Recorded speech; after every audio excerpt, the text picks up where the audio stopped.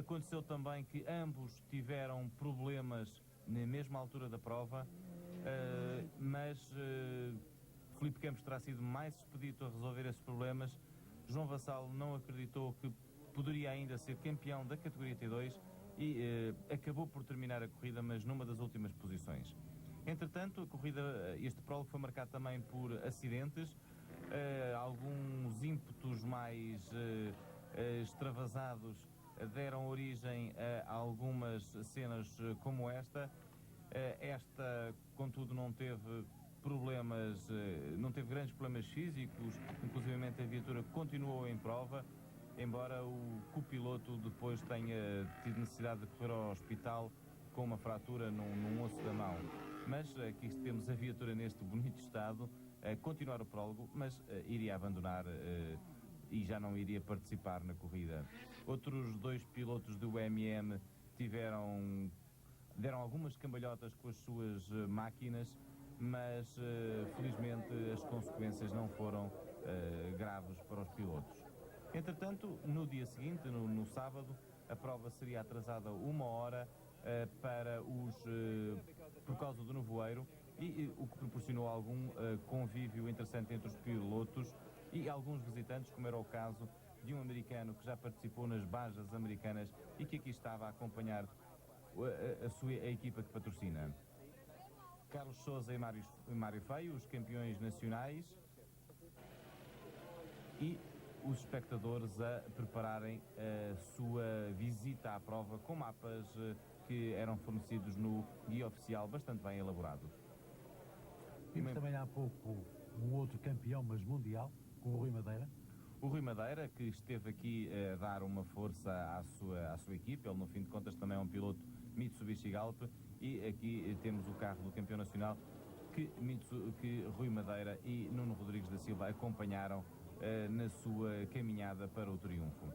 Aqui a partida de Santos Godinho, eram 1/4 para as 11 quando os pilotos saíram do pódio. Santos Godinho e Vítor Jesus a partirem já para a corrida.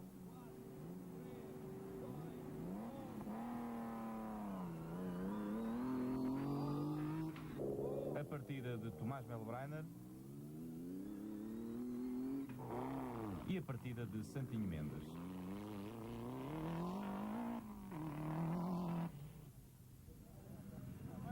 O resto dos pilotos preparados para partirem, e com 30 km de prova era já Tomás Melbreiner quem vinha na cabeça da prova.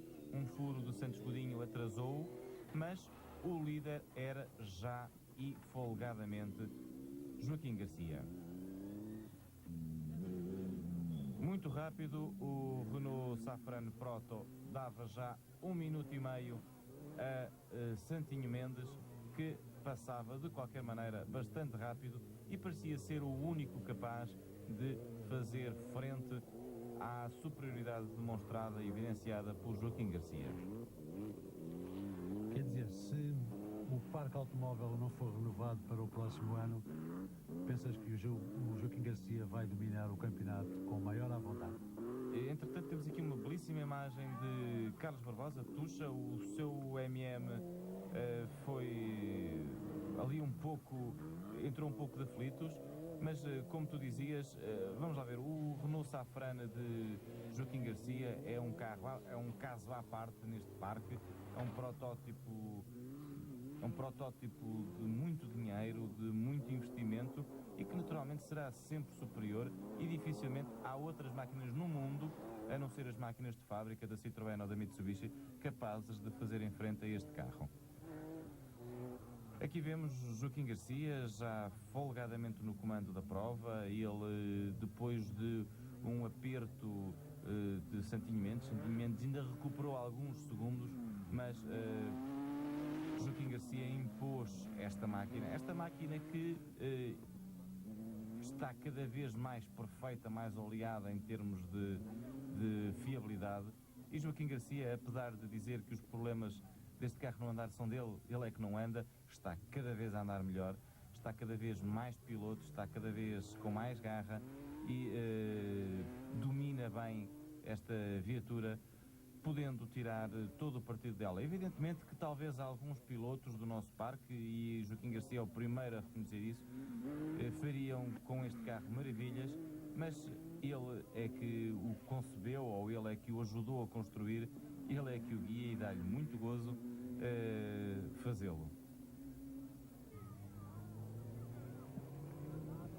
O Opel do Santinho Mendes, um carro que também teve um trabalho incrível para chegar a este ponto.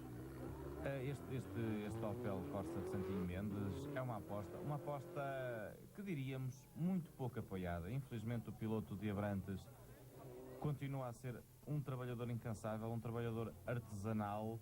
Ele esforça-se muito por ter esta viatura num ponto de competitividade muito grande, mas de facto falta-lhe as verbas que são necessárias para substituir periodicamente, diríamos quase prova a prova, determinados elementos que depois o vão fazendo desistir. Entretanto, aqui temos Filipe Campos, o piloto da Nissan Terrano.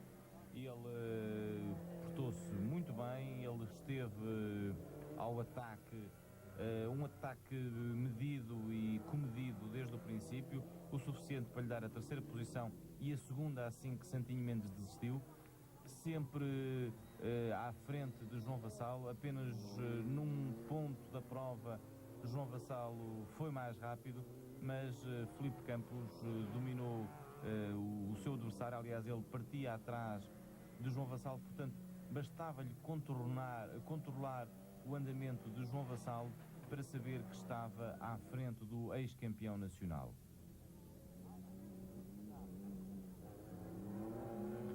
Carlos Sousa que começou mal a prova. Ele parou algumas vezes para perceber o que é que se passava com a sua traseira. Era um problema de suspensão que os seus mecânicos rapidamente resolveram, e a partir daí o piloto passou claramente ao ataque. Ele não tinha nada a perder, o título já estava ganho, o título de D1 também já estava ganho. O piloto tentaria, e ele confirmou-nos, o seu objetivo nesta prova fazer o máximo, e o máximo poderia ser até ganhar a prova. Não ganhou, não ficou em segundo, porque à sua frente ficou o seu irmão Luís Sousa, que aqui vemos, e a família Sousa está de facto de parabéns, porque dominou bastante nesta prova.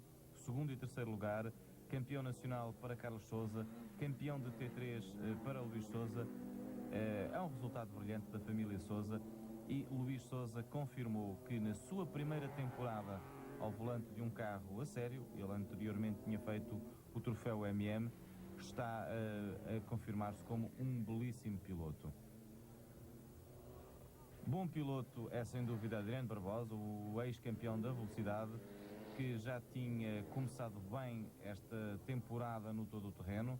Ele tripulou o carro com que Carlos Sousa correu no ano passado, ganhou no Transalgarve e ganhou aqui a categoria T2 também na Baja Sagres 500. César Rezende demorou algum tempo a entrar na corrida. Ele foi quinto no prólogo, mas os primeiros 150 km colocaram-no em posições atrás dos 10 primeiros. Ele deu também um toque de frente, mas depois subiu e acabou por finalizar na quarta posição. Também Rui Sousa começou bem a corrida, ele tinha feito um bom prólogo, chegou a ser o segundo T1 atrás de José Fino e à frente de Carlos Sousa, mas uma sequência de furos e outros problemas arredaram o piloto do carregado das primeiras posições e colocaram-no mais atrás. Outros pilotos também que tiveram alguns problemas na sua prova foram Pedro e Manuel Melbreiner. Pedro fez o primeiro turno de condução e Manuel Melbreiner coube o segundo turno de condução. Os dois pilotos, o Pedro Melbreiner foi muito rápido, Manuel não teve tanta hipótese de demonstrar a sua também rapidez, porque a Baqui partiu-se e os últimos 200 km de prova foram feitos